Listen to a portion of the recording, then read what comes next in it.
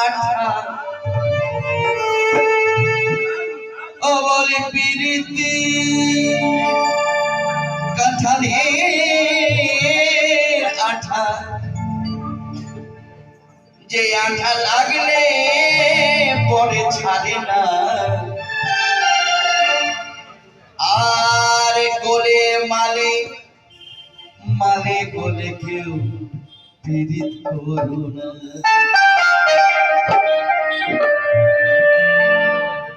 বলছে ৮০ তোলায় শের হলে ৪০ শেরে ১ মন, মনে মনে এক না হলে মিলবে না।